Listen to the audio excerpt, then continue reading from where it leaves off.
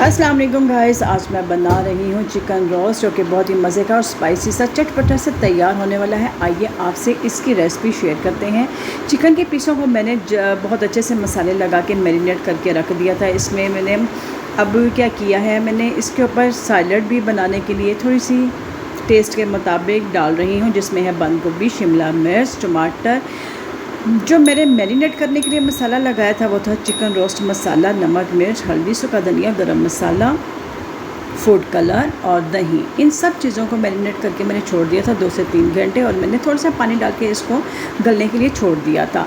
इसका पानी ड्राई हो चुका है। दूसरे पैन में मैंने थोड़ा सा डाला है ऑयल डालने के बाद इन सारी सब्जियों को थोड़ा सा कर लूँगी फ्राई सा, और इसमें नमक और काले मिर्च, नींबू का रस, थोड़ा सा चिली सॉस, इन सब चीज़ों को डाल के अच्छे से मिक्स कर लूँगी। अब इसमें डालूँगी थोड़ा सा प्याज भी टेस्ट के मुताबिक। खड़ा खड़ा सा प्याज रखेंगे इसमें, ताकि ये सलाद बहुत अच्छी लगती है। इसमें आलू मैंने बॉईल कर लिए हैं, और टेस्ट के मुताबिक थोड़ा सा मैंने हल्दी पाउडर भी ऐड किया है। इसको अच्छे से मिक्स कर लेंगे। यहाँ पे ये तैयार हो चुका है, और रोस्ट को हम देखते हैं। रोस्ट में पानी जो था वो भी ड्राई हो चुका है। अब एक तवे पे मैंने ऑयल डाला है। ऑयल डालने के बाद जो चिकन रोस्ट का क्या कहते हैं, पानी इसका ड्राई हो चुका था, उसमें इसको फ्राई कर लूँगी। इसको बहुत अच्छे से फ्राई करना है, इसका कलर चेंज करना है, इसको बहुत अच्छे से फ्राई करना है, इसको क्रिस्पी भी करना है। अगर आप मेरी वीडियो पे फर्स्ट टाइम है इसको देख रहे हैं, जल्दी से इसको लाइक करें, शेयर करें, सब्सक्राइब करें।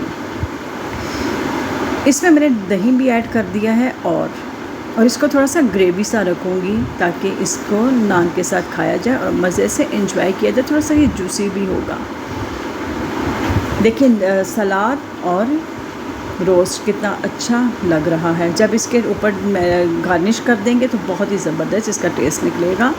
माशाल्लाह बहुत अच्छे से फ्राई हो चुका है और हो रहा है। इसमें भी दही में जो मैंने ऐड किया था, इसमें भी दही ने पानी छोड़ा है। अब इसको बिल्कुल खुश करेंगे, थोड़ी इसकी और भुनाई करेंगे। नींबू मैंने इसके ऊपर और डाल दिए हैं, नींबू का रस और डाल दिया है। अगर आप ज़्यादा खटास इसकी लाना चाहते हैं तो इसमें नींबू और ऐड कर सकते हैं।